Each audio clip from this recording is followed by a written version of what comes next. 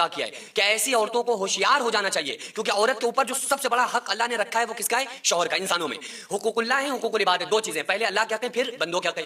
تو جو لڑکا ہوتا ہے اس کے لیے جو سب سے بڑا دنیاوی حقوق میں جو سب سے پہلا حق ہے وہ ہے والدین کا۔ اللہ نے قرآن میں فرمایا نا، اللہ نے فرمایا کہ وَاعْبُدُوا اللَّهَ، اللہ کی عبادت کرو، وَلَا تُشْرِكُوا بِهِ شَيْئًا، اور اللہ کی ذات میں کسی کو شریک مت ٹھہرانا۔ اس کے بعد جو سب سے پہلا دنیاوی حقوق میں جو پہلا حق بتایا وہ بتایا وَبِالْوَالِدَيْنِ إِحْسَانًا، کہ اپنے والدین کے ساتھ اچھا سلوک کرو۔ لیکن جب اس بچی کی شادی ہو جائے، اس کے بعد جب وہ کسی کے نکاح میں آ جائے، کسی کی بیوی بن جائے، تو سب سے بڑا اس کے شوہر کا حق ہوتا ہے۔ آقا علیہ السلام نے ارشاد فرمایا، میں نے زیادہ تر عورتوں کو جہنم میں دیکھا، جب میں شب معراج گیا میں نے زیادہ تر عورتوں کو جہنم میں دیکھا۔ اس میں ایک بڑی وجہ یہ بھی بیان فرمائی کہ زبان درازی کی وجہ سے یہ اپنی شوہر سے زبان درازی کرتی ہیں۔ دیکھو تھوڑی بہت کھٹ پٹ ہر جگہ ہوتی ہے، لیکن یہ مطلب نہیں ہے کہ آپ شوہر سے آپ زبان چلائیں، نہیں، یہ نہیں آپ کر سکتے۔ اللہ تبارک و تعالیٰ نے جو ہسبینڈ وائف کے رشتے کو رکھا ہے نا، یہ بڑا بیلنس میں رکھا ہے۔ آپ دیکھو کہ جو شوہر کے اوپر 3 حقوق ہیں کہ اچھا لباس پہنانا جو اس کی حیثیت کے مطابق ہو، لڑکا جو جس حیثیت سے پہنا سکتا ہو، لباس پہنانا، اس کو کھانا کھلانا اور اس کو وہ ٹائم دینا جو خصوصی عورت کا ٹائم ہوتا ہے۔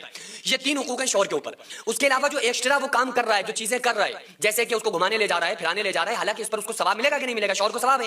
اسی طرح سے بیوی کے اوپر بھی وہ تمام کام نہیں ہے جو وہ کر رہی ہے، مثلا بچوں کو دودھ پلانا، کیونکہ بچے کس کے ہیں؟ شوہر کے، تو وہ پلا رہی ہے تو اس کو ثواب ملے گا۔ اگر وہ کوئی عورت گھر میں کھانا بنا رہی ہے، یہ حق اس کا نہیں ہے لیکن وہ بنا رہی ہے، ثواب ملے گا۔ کپڑے دھو رہی ہے، پورے گھر والوں کی خدمت کرنا اس کے حقوق میں نہیں ہے، وہ کر رہی ہے، اسے اجر و ثواب ملے گا۔ اگر کوئی عورت بیڈ پر بیٹھ جائے اور اپنے شوہر سے کہے کہ میرے شوہر میرے لیے جاؤ کھانا لے کر آؤ اور مجھے کھلاؤ، میں کھانا نہیں بناؤں گی، تو شوہر کے اوپر لازم ہے کہ وہ اپنی عورت کو کہیں سے لا کر کھلائے، ہوٹل سے لا کے کھلائے یا خود کچن میں بیٹھ کر بنا کے اسے کھلائے، یہ اس کے اوپر حق ہے، کیونکہ یہ اللہ تعالیٰ نے جو نانو نفقہ رکھا ہے وہ شوہر کے اوپر ہے۔ جس وقت نکاح ہو رہا ہوتا ہے اس وقت لڑکے سے پوچھا جاتا ہے نا کہ میں نانو نفقہ کے فلاں فلاں لڑکی کے ساتھ اتنے مہر پر تمہارے ساتھ نکاح کیا جا رہا ہے، کیا تمہیں قبول ہے؟ تو وہ کتنی جذبات میں آ کے خوشی سے کہتا ہے زور سے قبول ہے۔ تو وہ جو اس وقت قبول کیا تھا اس میں نانو نفقہ بھی تھا، تو یہ شوہر کے اوپر لازم ہے۔ لیکن اب عورت کر رہی ہے، عورت سارے کام گھر کے اندر کے سنبھالے ہوئے، تو اس پر اس کو اجر و ثواب ہے۔ آقا علیہ السلام نے ارشاد فرمایا جو عورت اپنے گھر کا چاہے چھوٹا سا کمرہ ہی کیوں نہ ہو، جو سسرال میں ایک چھوٹا سا کمرہ ہی کیوں نہ ہو، اگر اس میں جھاڑو لگاتی ہے تو اللہ تعالیٰ اس کو خانہ کعبہ میں جھاڑو لگانے کا ثواب عطا فرماتا ہے۔